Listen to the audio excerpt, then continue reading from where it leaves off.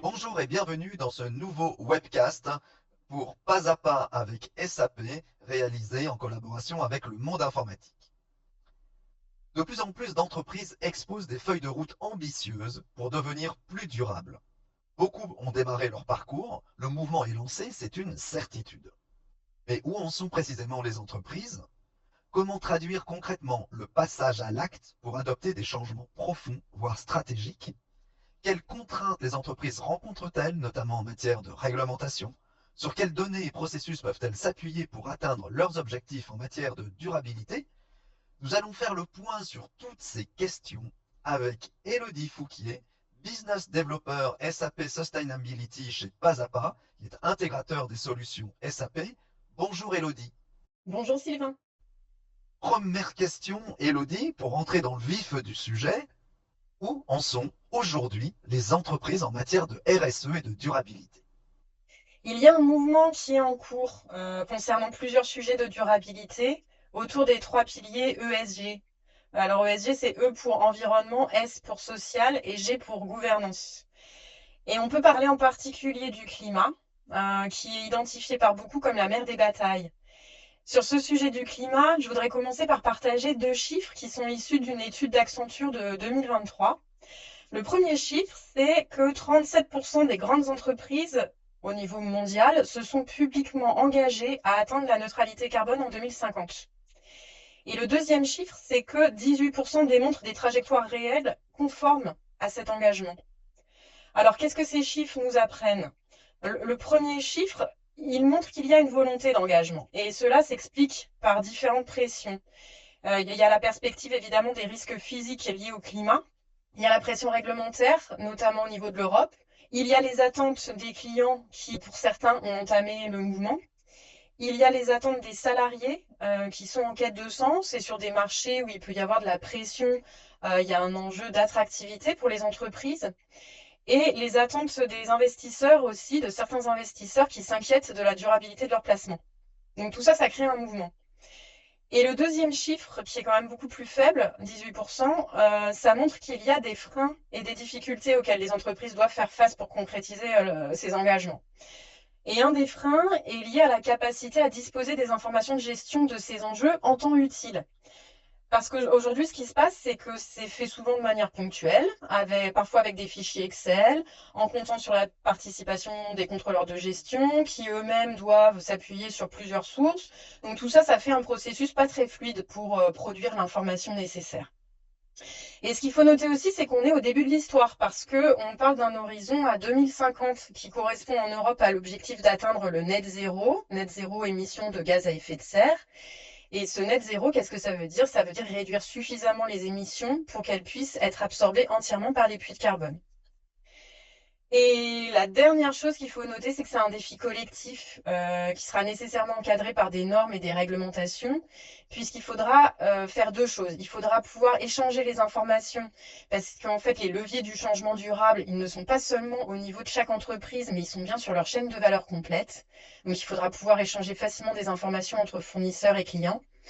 Et il va falloir pouvoir se comparer les performances des organisations entre elles, de manière à orienter les investissements vers les activités les plus durables.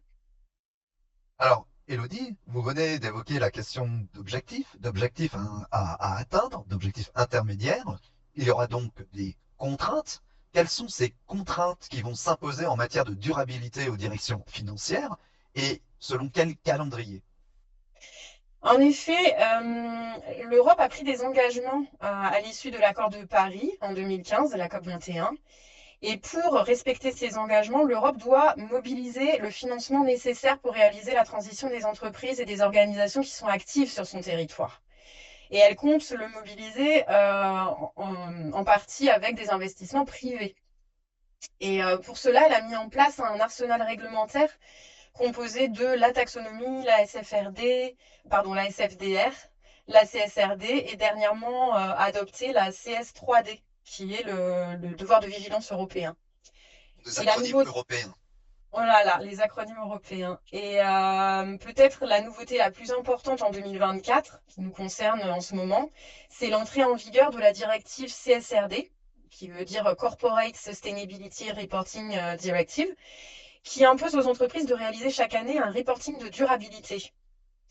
Alors, il y avait déjà une obligation de reporting depuis 2018, qu'en France on appelait DPEF, Déclaration de performance extra-financière, mais le contenu était laissé à la libre appréciation des entreprises.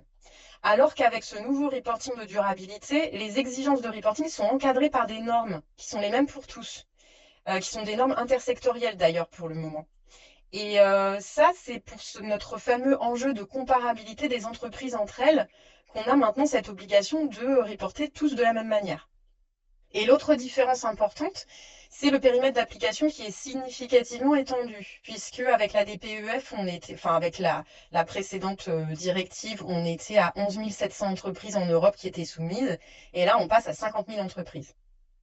Donc elle va s'appliquer à terme à toutes les sociétés cotées sur un marché réglementé européen, aux sociétés, même non cotées, de plus de 250 salariés et plus de 40 millions de chiffre d'affaires ou plus de 20 millions au bilan. Et aussi, à terme, à toutes les entreprises non européennes qui font plus de 150 millions d'euros de chiffre d'affaires via une succursale ou une filiale en Europe. Donc, c'est un calendrier d'application progressif sur 3 ans. Et on s'attend à ce que les entreprises non soumises doivent alimenter leurs clients en information aussi, en particulier sur les émissions de gaz à effet de serre. Donc, en fin de compte, tout le monde, à terme, est concerné. Et l'idée, vraiment, c'est d'avoir un reporting de durabilité qui soit à la même hauteur que le reporting financier, avec un audit et avec de possibles sanctions en cas de non-respect. Alors, l'entreprise entière est concernée, mais c'est vrai que les directions financières sont en première ligne de ce fait, du fait que c'est très lié au reporting financier et traité de la même façon. Alors justement, sur l'aspect de reporting, comment SAP accompagne les entreprises dans ce mouvement général? Alors, par rapport à cette situation, SAP met à disposition de ses clients tout un portefeuille de solutions SAP Cloud for Sustainability. Sustainability, c'est durabilité en anglais, qui sont préintégrées avec les autres solutions SAP déjà existantes et utilisées par ces entreprises. Beaucoup d'aspects méthodologiques restent à mettre au point en réalité, hein. On s'attend à ce que les solutions logicielles évoluent avec cette réalité. C'est pour cette raison que SAP propose ces solutions en mode cloud exclusivement, ce qui va lui permettre de délivrer plus facilement les nouveautés au fil de l'eau. Donc sur l'aspect vraiment du reporting de durabilité, il y a un outil en particulier qui s'appelle SAP Sustainability Control Tower. Il contient des indicateurs modélisés en standard selon les différentes normes en vigueur, en particulier les normes de la CSRD qu'on appelle les normes ESRS, European Sustainability Reporting Standards. Et la solution, elle récupère les informations via des interfaces avec les autres solutions SAP, en particulier le RPS for HANA Cloud, ou par des imports manuels. Elle contient les processus pour faire valider les données par les différents acteurs impliqués dans la production du reporting et produire les indicateurs souhaités. Et il est possible dans cette solution, en plus des indicateurs encadrés par des normes, il est possible de créer ses propres indicateurs qui peuvent nous servir pour notre analyse. Donc l'outil permet d'analyser les indicateurs par rapport aux ambitions de l'entreprise en plus. Et c'est pour cette raison que ce SAP Sustainability Control Tower peut être un très bon point de départ pour une entreprise qui commence l'action en faveur du climat, parce que c'est une solution qui permet déjà d'aller assez loin dans l'analyse de l'impact climat. Donc pour donner un peu de perspective, il est prévu d'avoir une nouvelle fonctionnalité au second semestre 2024 qui consistera à renseigner et suivre des initiatives qui permettent de réaliser les trajectoires liées aux ambitions. Par exemple, on peut avoir un point de données. Point de données, c'est du vocabulaire de la norme ESRS. C'est un point sur lequel on est censé reporter, qui sont par exemple les émissions de gaz à effet de serre de mon périmètre d'activité. L'indicateur actuel, par exemple, est à 150 000 tonnes d'équivalent CO2 et je me donne une ambition de réduire à 5 000 tonnes en 2028. Pour cela, je vais mettre en place des initiatives. Ça peut être l'amélioration de l'efficacité énergétique de mes bureaux, la restriction des déplacements professionnels, etc. Donc, je peux rentrer chaque initiative dans mon outil et regarder comment elle contribue à atteindre mon ambition. Alors, justement, vous venez d'évoquer la question des émissions de gaz à effet de serre. On en parle depuis plusieurs années. Comment ce critère est-il quantifié, d'une part, et comment peut-il être pris en compte par les entreprises dans leur comptabilité, dans leur reporting? Alors, il y a une phrase qu'on cite souvent, que j'aime bien, qui est très parlante, c'est on ne peut gérer ou piloter que ce que l'on sait mesurer. Donc, tout l'enjeu est dans la mesure. Et depuis la loi Grenelle 2 de 2010, les grandes entreprises et les organisations du secteur public, elles doivent publier leur BGS, leur bilan d'émissions de gaz à effet de serre. Et ça va s'élargir évidemment avec le reporting de durabilité exigé par la CSRD. Les solutions SAP Sustainability, elles s'appuient sur un protocole qui s'appelle le GHG protocole. GHG pour Greenhouse Gas, voilà, pour les émissions de gaz à effet de serre. C'est un protocole international qui donne un cadre réglementaire pour définir les émissions de gaz à effet de serre des activités afin de les mesurer dans le but de les réduire. Et le GHG protocole, il définit en particulier les trois scopes du bilan carbone d'une entreprise ou d'une activité. Justement, ces trois scopes, quels sont-ils? Quelles sont leur nature et quels sont leurs périmètres? Dans la hiérarchie des émissions, il existe donc ces trois scopes. Le premier, le scope 1, il est lié aux émissions directement liées à l'activité de l'entreprise. Le scope 2, c'est lié aux énergies utilisées. Et le scope 3 inclut l'amont et l'aval de la production. Donc, il y a un véritable enjeu, on l'imagine bien, à collecter les données du scope 3 puisqu'il est externe à l'entreprise. Alors, on travaille ces évaluations, on travaille avec ce qu'on appelle des facteurs d'émission. Un facteur d'émission, c'est un ratio qui donne la quantité de gaz à effet de serre émis par un bien, un service ou une activité par unité de quantité de ce dernier. On peut prendre un exemple. Si j'utilise une moissonneuse-batteuse dans un pays donné, ça va me donner une quantité d'émissions en CO2 équivalent pour 1 hectare moissonné. D'accord. Et donc, pour injecter ces facteurs d'émission, on va procéder par étapes. De préférence, si on peut, on va utiliser les données d'empreintes primaires et réelles qu'on reçoit directement de nos fournisseurs. Après, à l'heure actuelle, les fournisseurs ne sont pas toujours en mesure de fournir ces données de manière précise. Les entreprises, donc, elles s'appuient principalement sur des facteurs d'émission secondaires, représentant les moyennes du secteur, qui sont tirés de bases de données d'évaluation du cycle de vie, qu'on appelle ACV. Et il y a encore d'autres options. Ça serait de s'appuyer sur l'exploitation de données personnalisées qui ont été collectées au cours des opérations de l'entreprise, qui ont été calculées à l'aide d'outils logiciels ACV et d'exploiter des proxys estimés pour le matériau ou l'activité concernée. Alors, Elodie, vous qui connaissez bien SAP, comment SAP intègre-t-il la dimension des trois scopes que vous venez de définir dans ses outils pour accompagner les entreprises? Alors, les trois scopes, ils sont présents dans les outils dont on parle, de la suite SAP Sustainability. Il y a un outil en particulier qui est intéressant à décrire, c'est SAP Sustainability Footprint Management, parce qu'il permet de modéliser les flux de production, les différentes étapes de transformation pour passer de la matière première au semi-fini, puis au produit fini, avec le type d'énergie consommée, la présence d'un compteur ou pas.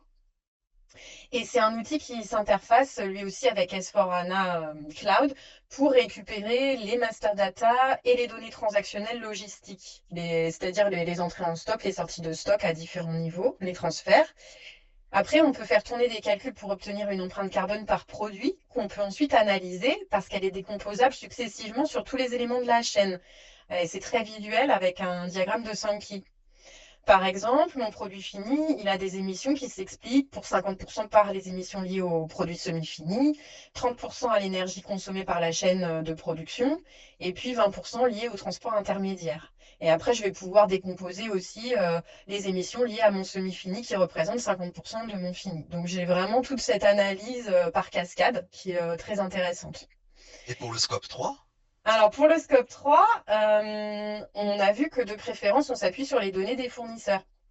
Et pour ça, il y a un outil proposé par SAP qui s'appelle Sustainability Data Exchange, qui est une solution interopérable basée sur le cloud, indépendant du secteur d'activité et qui s'appuie sur le pacte Partnership for Carbon Transparency, qui est un protocole qui est mis au point par un consortium d'entreprises pour standardiser l'échange de données sur le carbone tout au long de la chaîne d'approvisionnement. Si on n'a pas de données fournisseurs, on a dit qu'on s'appuierait sur des bases de données ACV et SAP a deux partenaires privilégiés, EcoEvent et Carbon Mines. Et il a préintégré leur base de données ACV avec la solution Footprint Management. Et en dernier lieu, il reste possible, tout à fait possible aux entreprises qui le souhaitent d'injecter leur propre facteur d'émission dans l'outil. Donc dans l'esprit, il s'agit de passer progressivement des moyennes ou des estimations à des données réelles. Et une fois qu'on a calculé et qu'on a analysé nos empreintes carbone par produit, l'outil permet aussi de les partager et de les réinjecter dans des scénarios métiers. Alors, un exemple parlant, c'est le scénario métier achat. Juste pour je vous prends un exemple plutôt de la vie privée, un exemple vécu à titre personnel. Vous commandez des livres en ligne et ça m'est arrivé il n'y a pas longtemps. Et au moment de choisir le type de livraison, les émissions de CO2 étaient indiquées. Je pouvais choisir mon type de livraison en regardant le coût, le délai, mais aussi les émissions de CO2. Et c'était indiqué que ça provenait des prestataires logistiques, l'information. Et de manière tout à fait contre-intuitive, il fallait choisir la livraison express plutôt que la livraison normale. Hein, j'imagine parce que le prestataire en livraison express était plus performant du point de vue des émissions de CO2. Et là, j'ai réalisé que j'aurais fait le choix inverse si je n'avais pas eu l'information. Donc on voit que c'est très important d'avoir ces informations au bon moment, au moment où on prend la décision. Donc, enfin, pour nous résumer, à l'avenir, pour les entreprises, il va s'agir pour elles de davantage combiner des données financières avec des données environnementales. J'imagine que les outils SAP iront également vers davantage d'intégration, proposeront davantage de fonctionnalités pour intégrer ces deux types de données. Tout à fait, et je vais citer à nouveau l'étude d'Accenture de 2023. Elle dit que la mise à l'échelle de la durabilité nécessite d'intégrer des éléments spécifiques dans l'analyse de rentabilité traditionnelle. C'est vraiment ça l'idée, et c'est pour ça qu'SAP dit nous emmener vers une comptabilité carbone transactionnelle. SAP a révolutionné la gestion des entreprises en inventant le RP dans les années 70, ça, il faut s'en souvenir. Et ici, je trouve que c'est le même défi avec d'autres types de données, donc le carbone, mais demain aussi la gestion des ressources comme la consommation d'eau par exemple. Alors SAP a annoncé en mai 2023 l'arrivée d'une nouvelle solution qui s'appelle SAP Green Ledger, qui est prévue dans la roadmap au quatrième trimestre 2024. Avec une partie qui va être embarquée au cœur même de son ERP S4HANA Cloud. Et vraiment, on ne sait pas encore tout sur cette nouvelle solution, mais vraiment, la vision de SAP avec cette solution, c'est de gérer vos émissions de gaz à effet de serre de manière totalement synchronisée avec la gestion de vos finances. Parce que pour gérer les risques, mais aussi les opportunités liées au carbone, le carbone doit être comptabilisé avec beaucoup plus de précision et de contrôle en utilisant des valeurs réelles, des données dans toutes les opérations commerciales et les chaînes d'approvisionnement, en synchronisation avec les flux financiers pour permettre cette fameuse comptabilité transactionnelle du carbone. On en revient à notre fameuse phrase, on ne peut gérer que ce que l'on sait C'est mesurer. mesuré. Et chez Pasapa, nous croyons comme SAP que dans notre avenir proche, les informations permettant une prise de décision efficace ne deviennent possibles que si on combine les données financières et environnementales au sein même des processus de gestion. Eh bien, Elodie Fouquier, merci beaucoup de nous avoir éclairé sur les enjeux structurants de durabilité qui se posent aujourd'hui aux entreprises et sur les outils dont elles disposent, non seulement pour répondre aux objectifs qui s'imposent à elles aujourd'hui, mais aussi et surtout pour qu'elles puissent passer à l'action aujourd'hui et demain. Merci beaucoup et quant à moi, je vous dis à très bientôt pour un prochain podcast.